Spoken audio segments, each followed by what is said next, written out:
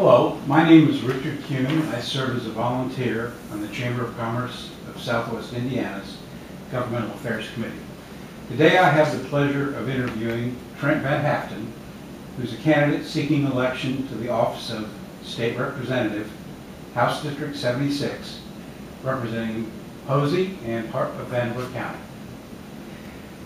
Of course, the questions that we ask today will be used for both candidates running for this office. Welcome, Trent. Let's get started. Please state your name, the office you're seeking, and current position and your employment. Trent Van Haaften. I'm the Democrat candidate for Indiana House District 76.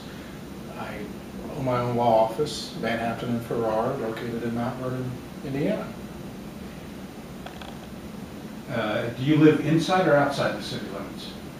I live outside the city limits of Mount Vernon.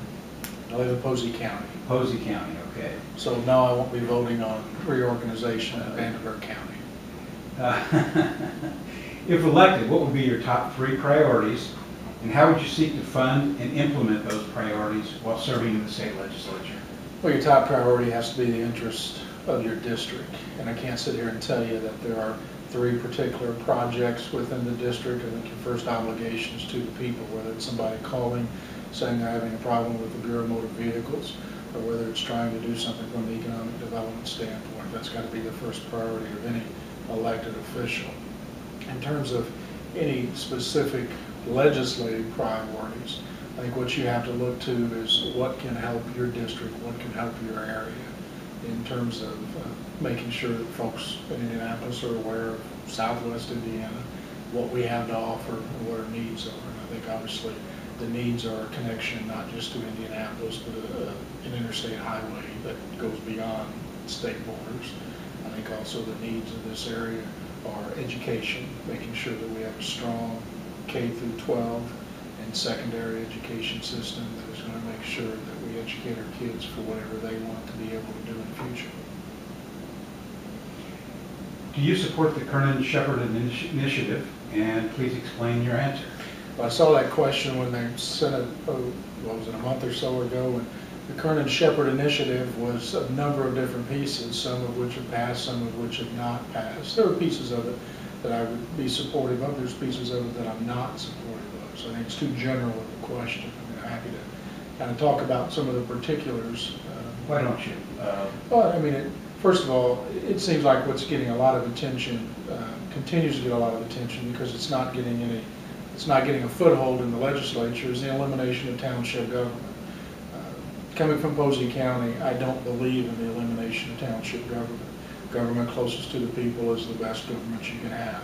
Yes, townships, in some areas, townships may not provide the same services as they do in others.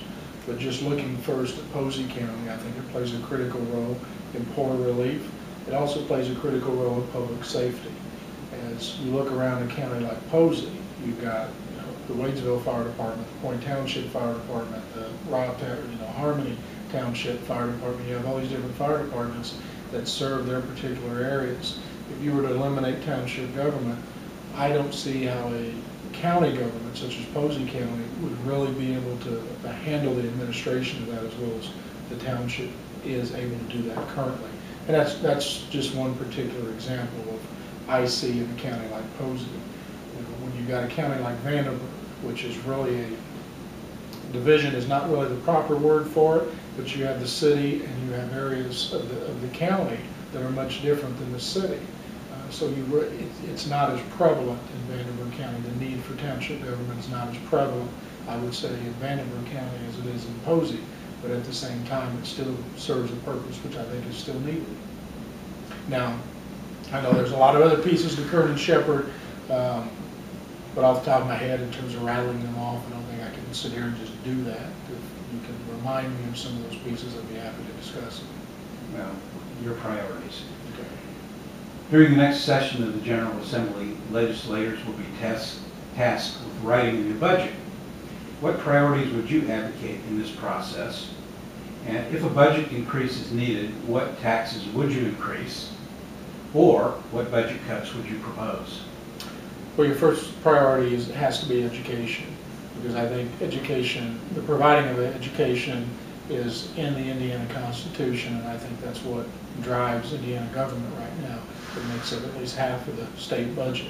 So just by its sheer numbers, that has to be the first priority.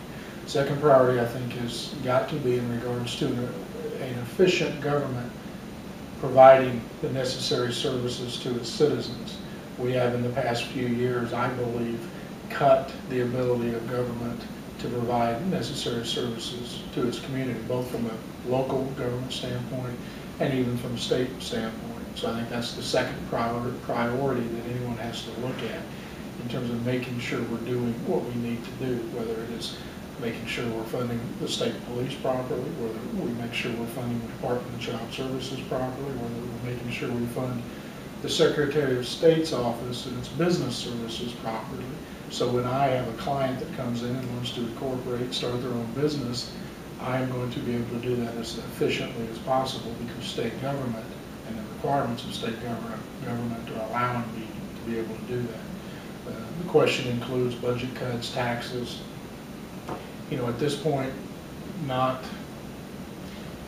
can't sit here and say we need to raise this tax or we need to make this cut in the budget. And you have to sit down and look at what your circumstances are at the time you're writing that budget, as well as your revenue forecast that is provided to you, so you know what you can and can't do. I'm afraid, you know, with what has happened recently in terms of finding money that we thought we didn't have, what is going to happen in terms of the Medicaid situation after the Affordable Health Care Act that came through, there are going to have to be a lot of important questions asked and things reprioritized when it comes down to seeing what we do with our dollars and cents.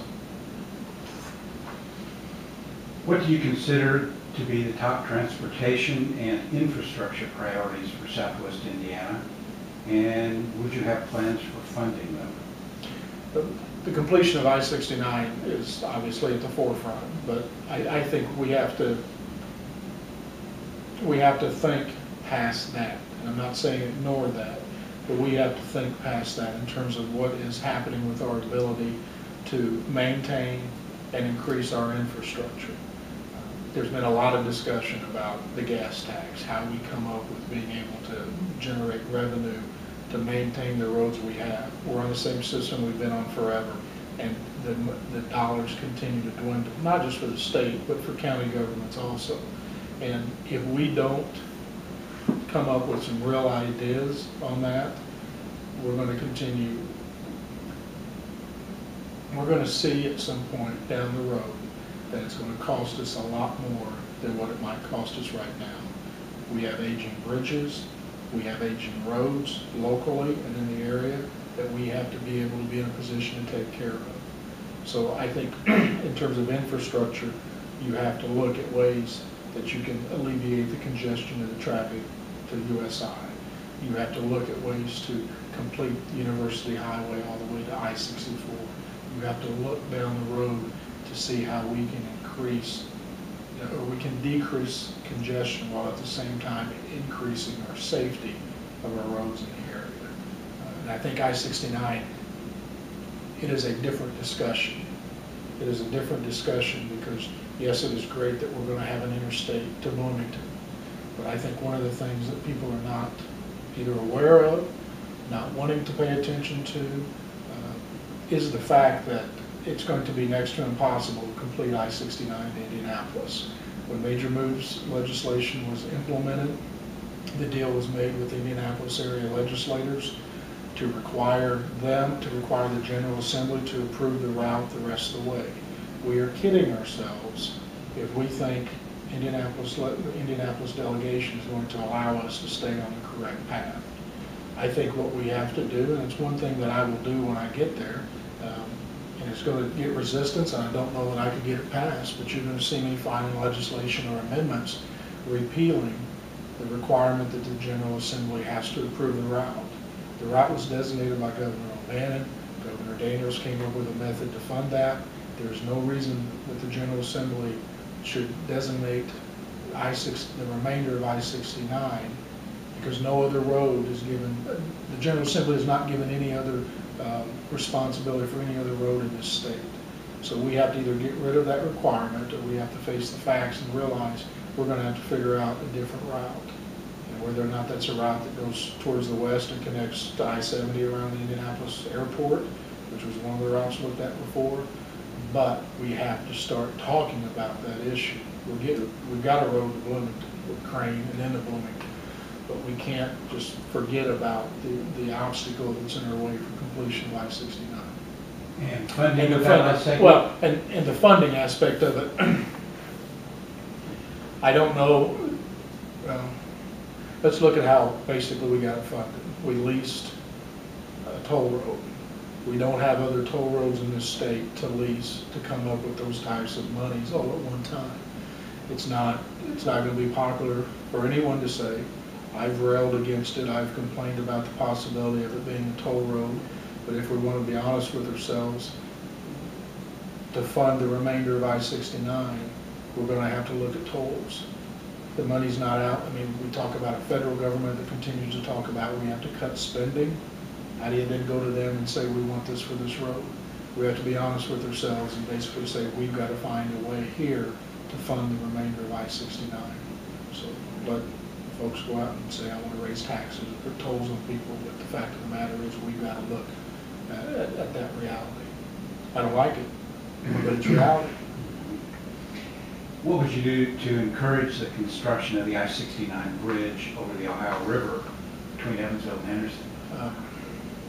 But once again, I mean, encourage the construction. I think, both Indiana and Kentucky want to see it done. We fall back to that question, how do you pay for it? We all want a lot of things, but how do you pay for it? And I think the reality there, once again, it's a reality I don't like, but we have to look at the question of tolling that bridge or tolling part of that road. We have to discuss with Kentucky tolling part of the I-69 in their portion, because where else are we going to find the money to do it? There's no one offering up any suggestions in regards to how to fund those basic infrastructure needs we have. So if you can't figure out a way to fund the basics, how are you going to fund the extras, which right now the bridge would be an extra, so you have to look towards tolls. Government does not create jobs, but does create conditions that make additional jobs more or less likely. What conditions or economic development tools would you like to see improved upon or added in order to stimulate economic growth, create jobs, and retain current employers in Southwest Indiana? The more I've thought about this over the years and seeing tax abatements, seeing grants, different types of things either local government does through TIFs, other type of incentives, I think we have to start changing to the point of making things a reward as opposed to so much of an incentive. And here's where I see that difference as. You go out and you basically give someone an incentive. You create a TIF district. You give them training grants. You give them whatever incentive, come here and do this. I think it's, especially nowadays, it's incumbent upon government to make sure they're getting a return on that tax dollars that they're offering to those people. So let's start seeing that the incentive or the reward starts coming to businesses when they demonstrate they have created jobs, that they are making a difference. Now, that may, I think the other side, the counter to that, where people will say, no one will ever come to your county to build a company if you don't give them something up front. But if you make the reward good enough, and they are sincere in terms of wanting to come there, I think that will be significant in terms of making sure that company locates there. Substance abuse, particularly methamphetamines abuse, is a costly community problem in terms of law enforcement, crime, judicial, incarceration, fire hazard, environmental concerns, child care, health care, and other expenditures. What changes in the approach to this problem would you suggest, and how would you fund any new strategies? Well, being a former prosecutor, I can sit here and tell you when the first meth lab was discovered in Posey County. It was Henry Lane in 1999. It was one of the reasons that I decided to leave the prosecutor's office, because I was wore out on trying meth cases and seeing what methamphetamine did to families, to social services, all of that you kind of mentioned.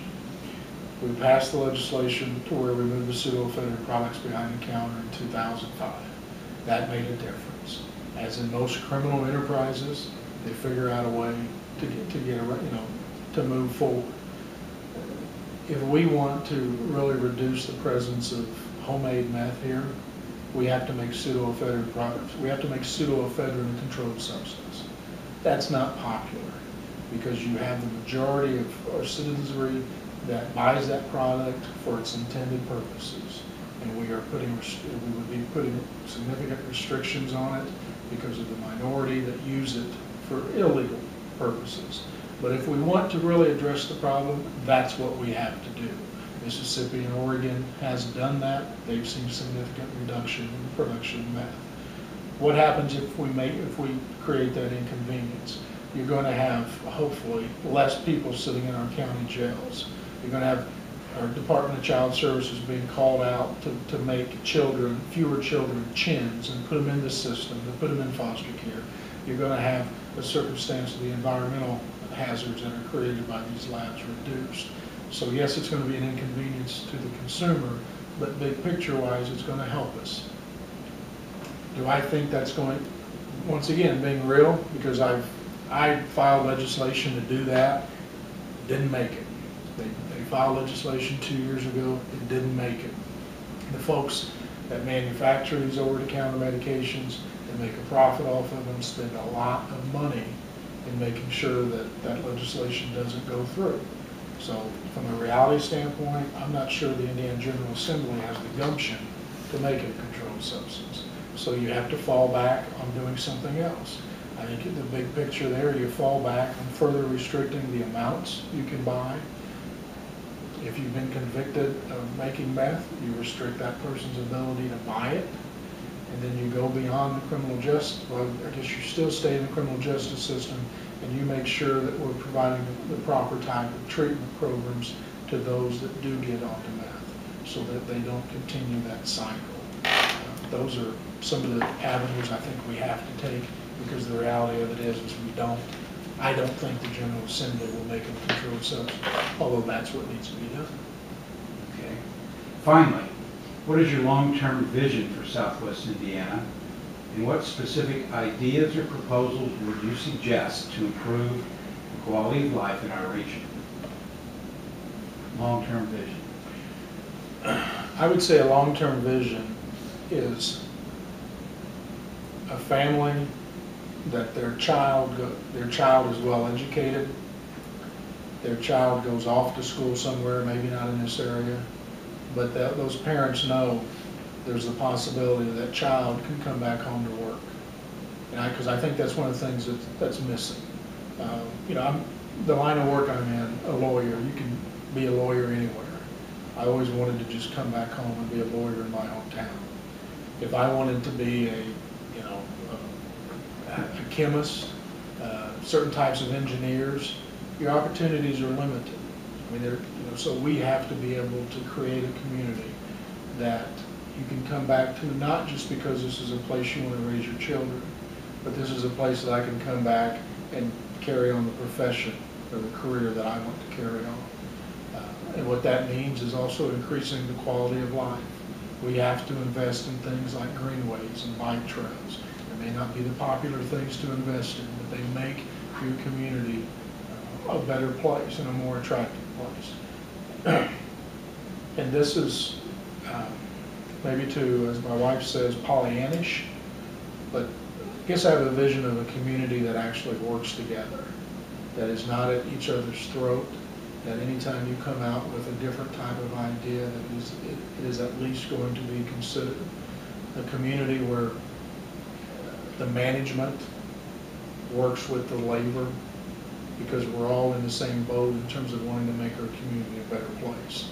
And I just worry over the past few years whether we're not a place where we're at each other's throats more than just talking with one another, trying to see where we can come to a common ground. And politics may not be the area to be in if that's what you want to do, because it is becoming one of the worst things in terms of being at each other's throats. Trent, we appreciate your time today. Do you have a campaign website or contact information? The campaign website is www.trentvanhaaften76.com.